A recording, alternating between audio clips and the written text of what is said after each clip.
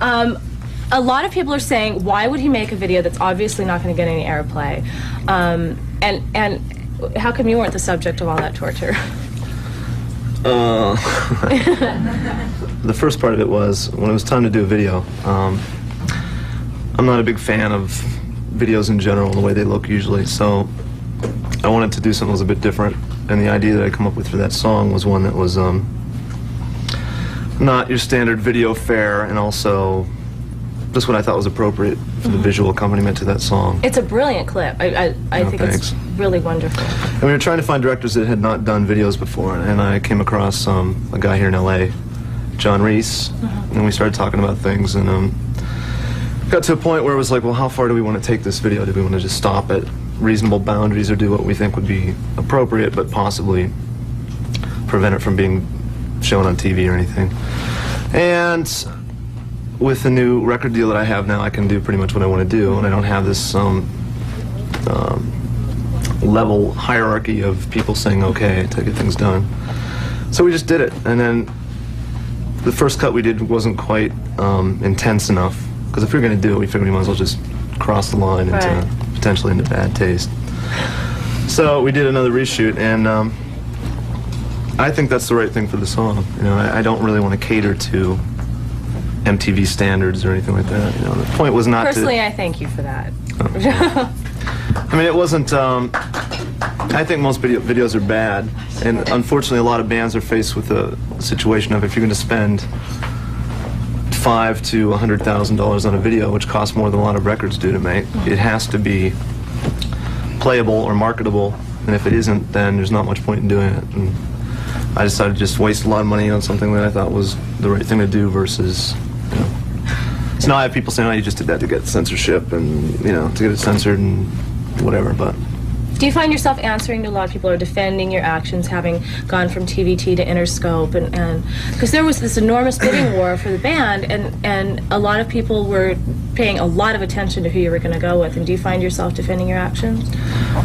Surprisingly, not on that front. I mean, I have more people that are concerned about potential sellout factor, and I find that the more fans you get, then suddenly you're questioned by a lot more people, and the original fans that you had now suddenly have to question if they still like you because other people like you, and you find yourself in a weird position of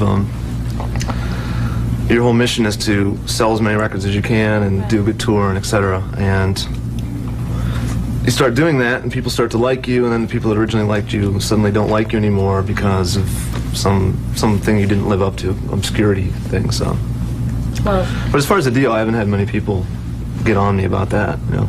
Well, we'll talk more about Broken, which is the EP that's out now, and Fixed, which I understand is going to be remixes, and the album that will be coming out early next year.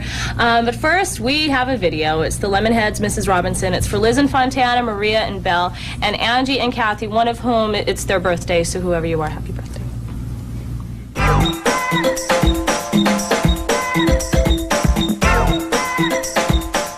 Hi, welcome back to Request Video. Caller number 13 right now. I'm not giving the number out ever again. Anyway, you got a pair of tickets to see Fear at the Palladium on December 12th. It's presented by Golden Voice. My guest today is 9 Inch Nails. So you guys find out you have to go visit Trent at the Manson house, where the Manson, or actually the Tate house where the Manson murders took place. How did that make you feel? Well, it's something that if you just think it's really weird, it's weird. But if you don't think about it, it's fine.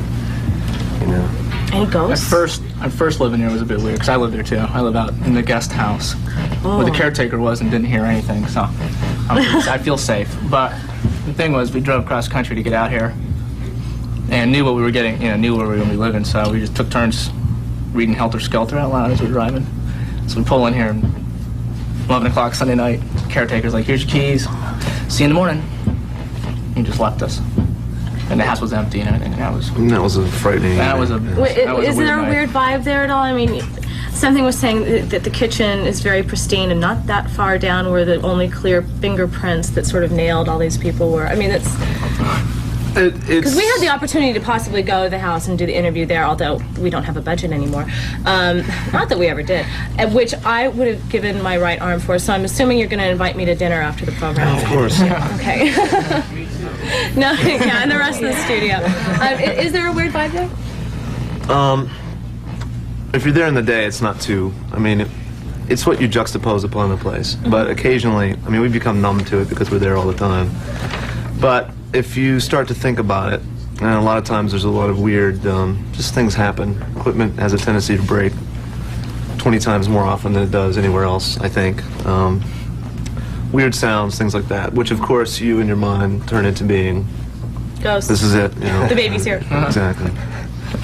But the way we found out about that place was, I was looking for a house to put a studio in temporarily to record a record instead of going to a real studio. And I was going to do it in New Orleans, where I was living, but couldn't find a place that met all the requirements of big enough, not next to neighbors, so you can make noise. Came out to LA for a day and saw like 10 houses in a row, and that was one of them. And at the end of the day, we just decided that was pretty much the coolest one. We didn't know at the time that was it, because the address is different than in the book. And someone mentioned, hey, I think that, you know, that Sharon Tate house is right up around there somewhere, and they happened to have a copy of Helter Skelter, and I started looking through it and saw this picture of the ladder that I was standing on that day, and I was like, oh man. So then I was like, well, you gotta rent it now, you gotta do it, you know? So the only time we'd seen it after that was when we drove out, knowing that it was it, and we'd get there at night. Do you want to continue recording there? We're gonna try to finish this new album working on there. The album that's going to be released in, is it like Someday. March of next year or something like that? Well, realistically, we're shooting for a summer release, because I'm recording now through whenever I get it done, which I hope will be March. So Broken is the EP that's out now. And now, is there a remix that's called Fixed? Is that, am I incorrect? No, what happened is I had people that I respect do remixes of all the songs on the record, including Coil and Jim Thirlwell, Fetus. And a variety of people. Of course, I can't think of any now that you've asked me that. But decided to make like one big 12-inch of all remixes with all the songs remixed, and call it Fixed. The problem was that possible confusion in the marketplace, so I'm told by people that know that sort of thing.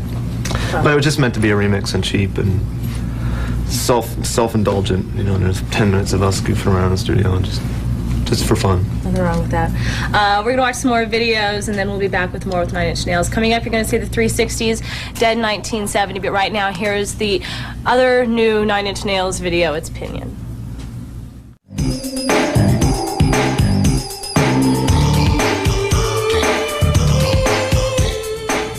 Welcome back to Request Video. We have some phone calls for you guys. I hope you don't mind if we're going to risk it and take these. Right. So why don't we go to the phones? Hello? Hello? Hi, who's this? This is Steve from Mission Viejo. Steve, you sound like you're like next door. This is the best phone line we've ever had. What's your question? Where did you guys get your name, 9 Inch Nails? Now, there had to have been something more creative than that. But that's okay. It's okay. You're welcome to ask. No, not to be rude. People have been asking me that for, we've been around, what, 3 years or so. No great significance. Just thought of it, liked it 2 weeks later. That's the test for a band name. You write it down, you like it that day. If you wake up the next day and it's okay, then it's a good name. And that worked, and it was better than Toad the Wet Sprocket, so. I'm giving away tickets to see Toad. Okay. Yeah. Sorry. Why don't we Toad. skip over whichever phone call we're going to take where they ask what the inspirations are, and we'll take the next phone call. Hello? Hello? Hello? Hi, who's this? This is Carlos from Montebello. Carlos, you're not going to say who's your inspiration, are you? No, I'm not. Thank you. Yeah, I wanted to ask Trent what he has against Frontline Assembly or Bill Lee. Boy, you're right. You weren't going to ask that. All right. Well, just to address this once and for all, I have nothing against them. In the course of that interview, he's referring to a thing I said in Spin about Frontline Assembly, where I pretty much, let me think of the censored way to put this, I said bad things about them. I apologize to Bill for that because I realized it was irresponsible and I didn't mean to do that in the first place. And I was kind of, that interview was going poorly, and I'd realized that I'd kind of been swindled into that under a false pretense of what it was about. And I was panicking, and I just blurted out that and thought, I wonder if they're going to print that, and of course they did. So I contacted Bill, and that sent him on a 9 Inch Nails trashing rampage, which is, you know, I started it, so fair enough. So that's the end of the chapter as far as I'm concerned. Good enough. We've got one more call. Hello? Hello? Hello? Hi, what's your question? Yeah, I want to know if the band is ever going to be on tour. Yeah, well, someday we'll be on tour again. Decided, I was just concerned that we toured quite a bit on the last record. In fact, a lot. And wanted to just kind of take a backseat for a while and get some more music out, more albums. And when we complete the next record that we're working on now, we'll go on a pretty lengthy tour, which will probably start next summer, next fall, something like that. We do have one more phone call, so why don't we take that too? Hello? Hi. Hi. Hi, this is Wendy from Chvrches. Hi, Wendy. What's your question? I was wondering if there's any significance in the backwards N in 9 Inch Nails. The backwards N. Is it a logo thing, or did you decide that there was a portion of your life that was backward and we do worship the devil, but yeah, I remember having that conversation. What's the biggest misconception about you guys? No,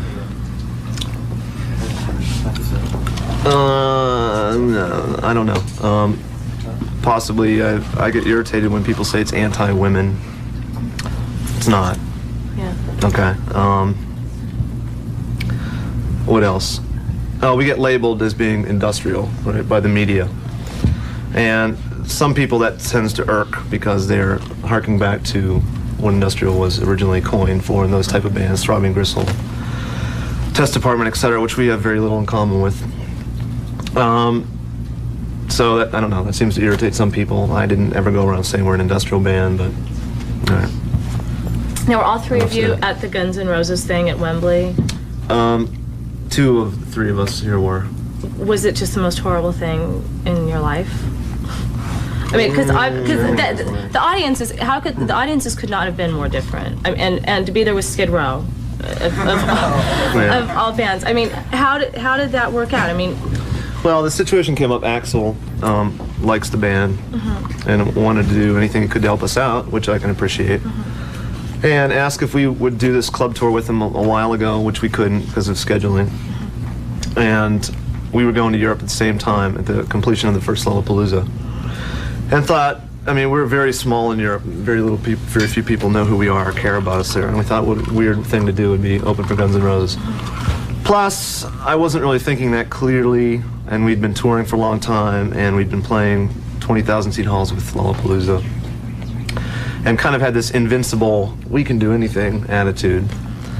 And when we got there, I realized that there was nothing we could do that would win those people over. And it was an experiment. Yeah, it was kind of numbing to walk out on stage and see what you saw. Yeah, it was an unpleasant feeling. But then it just turned into a joke by the end. But then I wanted to get out of there as quickly as possible before I was killed. So. Yeah. Now you're here. You're safe with us. We're gonna watch some more videos. Coming up after these words, you're gonna see 9 Inch Nails. What? Actually, before we go to commercial break, you brought in a video that you guys just finished editing. What, like today or something? Yeah, I just did a video that we filmed in London for the song "Wish" that Peter Christopherson from Coil directed. And then he came over here and we edited it at my house, and today, just drove it here. So it's Thank you. Fresh. Pre-MTV. Yeah, they don't have it. Thank you. Anyway, you're also going to see Ministry, Stigmata for Brian in Lake Forest, and we'll be back after this.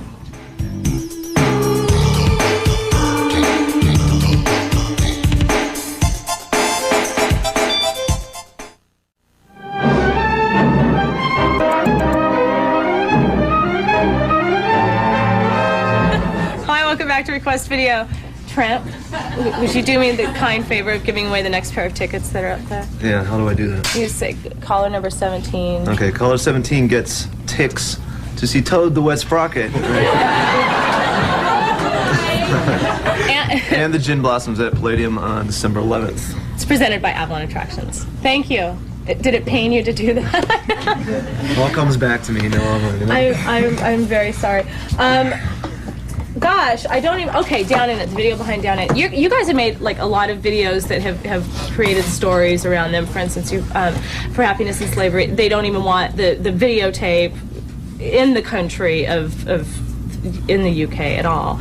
And then you did another video where there was genital piercing, and so that wasn't going to get much play. And then there's a story behind the video in Down In It, which unfortunately our copy of Down In It has been destroyed. So what happened with that, with H-Gun? Another familiar story. In a nutshell, as my calculus teacher would used to say, we filmed this video. Parts of it we had cameras on weather balloons filled with helium, so we could start them and let them go up and reel them back down. That was the theory involved. And the lines to bring them back down weren't strong enough, and one of them just got away. And we were in Chicago, and we went to the roof of this building and looked, and it was a dot on the horizon somewhere. And I remember saying, I hope that doesn't fall and kill somebody, you know. So a year and a half later, I got a call from my manager saying, you're not going to believe what happened, but... And suddenly I thought, it fell and killed somebody. And it landed in some farmer's field in like 100 miles away. He found it, thought it was like a surveillance camera for marijuana or something. Gave it to the police. They developed the film, and it thought it was some kind of a lot of it was like slow motion, and it was really strangely filmed. And they thought it was some kind of a cult killing because they saw me laying on the ground. So they gave it to the FBI, who then started this investigation, which tracked it down to Chicago because they could see the L trains and things. And you can see where this leads, you know, and they realized. But the best part of that was Hard Copy did a story on it. It's a classic piece of video if you ever see that thing. Yeah, I'd like to. We have another phone call for you. Hello. Hi, this is Mike. Hi, Mike. I had a question for maybe the band could answer as well. I've heard how Alan Jorgensen just gets completely wasted beyond belief before he goes into the studio. I wonder if that was sort of part of your creative process also, or what your creative process was like. And also, I've noticed that since the first record, you've sort of toned down the keyboard use, it seems, and I was wondering if you're going to go ahead and like completely phase them out, or what you were going to do. What did you ask about Al? He does what? Well, I was just sort of wondering about your creative process. I've read an article how he goes into the studio just completely wasted, and that's how he goes about it. I was wondering if you guys do that, or what you guys do. I don't think the studio has anything to do with Alan going and doing that. No, I mean, different people... Well, maybe that's the only way he operates. But. Well, I'm yeah, I guess different people, you know, work different ways. We personally don't, because productivity grinds to a halt. And we never play that way either, because the shows they're fun for us, but for everybody else they're pretty miserable. So inspiration, probably the main reason I don't have a double record ready to be released right now is that when I'm on the road I can't really write, because I have to just be alone and think about things and have some peaceful thought, time to think. And when you're on tour you don't, you're moved around and shuffled around like meat, etc. So, I don't know if that answers your question about inspiration. And the second part was regarding to keyboards on the new record. Almost everything on that's electronic. There's very little real guitar on that. It's just that I was finding a lot of the old keyboard sounds a bit dated and wanted to try something different. You know, I could make another album like Pretty Hate Machine in no time, but I didn't think that was a very fair challenge to myself. And so I wrote all these songs on guitar versus keyboard, which I can't play that well. So just a new way to try to not repeat myself and do the same thing over and over again. You are when I had asked you about Nothing Records, I didn't know what it was because Nothing TBT, Interscope. Mm-hmm. It's a label that you're putting together. Why do you want to have the headache, as it were, or non-headache of having your own label? Well, we have no desire to be, we being management myself, have no desire to be a full-fledged record label, because I tend to not like those kind of people. Mm-hmm. And the headaches involved with it I have no desire to take on. But Nothing provides us a barrier where Interscope essentially gives us money and we deliver them final records, videos, etc., where nobody's responsible or nobody has their hands in the pie except for me and our project. And that's not an example, I don't think, of megalomania as much as it is just creative control over the whole thing. And we have the option of signing other bands, maybe a couple at most, to give them a shell of freedom where they can just be left alone to make their music without record label people coming in and interfering or having marketing or commercialism enter into the equation. And that's nothing against Interscope Records, by the way, because they've been totally cool to us. But I've been in a bad deal. I've known what it's like to be. It's a terrible feeling to know what you want to do, but can't get it done because someone with no taste is making you do it a different way, and then ultimately you're the one responsible to your fans. But it's hard to say, well, hey, I didn't want it to sound that way, but yeah. Was doing Broken cathartic for you? Because I was reading in the bio that you apparently wrote that it was made during a pretty horrible time, and that it was everything was pretty crappy at the time. Did it help kind of bring you out of that? In retrospect, yeah, when we did it, it was terrible. We're in a scenario where it was the worst of the record label fighting going on before we had been rescued by Interscope. I was faced with the fact of every fan in the world of mine is on my back about when's a new record coming out.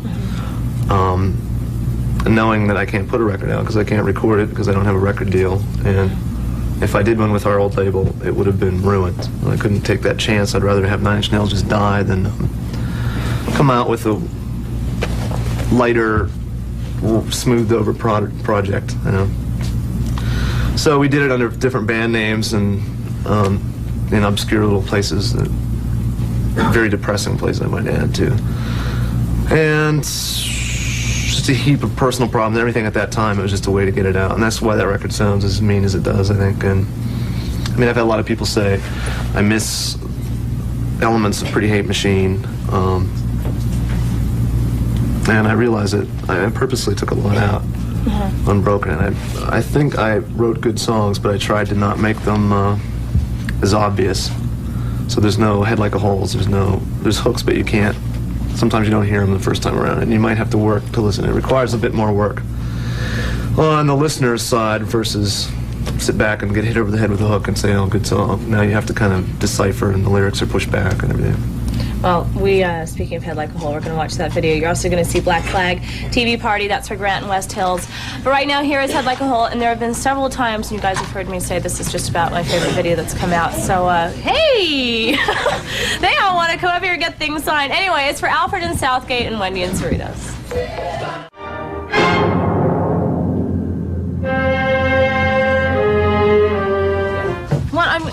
I'm here with the chicken, with Darren's chicken. I'm supposed to talk about Darren's chicken and the fact that all of 9 Inch Nails, who's been my guest, has signed this. So thank you for signing the chicken. There you go. Is there anybody in particular that any of you guys would want to work with? And on top of that, is it difficult for you guys to have so much attention paid to Trent? Because you sit there and I just, you know. It looks sad, kind of. Yeah. Want to love you up for being so patient. Okay. About sum that up. But is there anybody in particular that you guys would want to work with? Yeah, there's a lot of people in various degrees of like certain instrumentalists I'd like to play with a couple different guitar players, some drummers, etc. In terms of production, down the road, there's a lot of people I respect that I'd like to just have input from. You know? Doing that remix record was a way to at least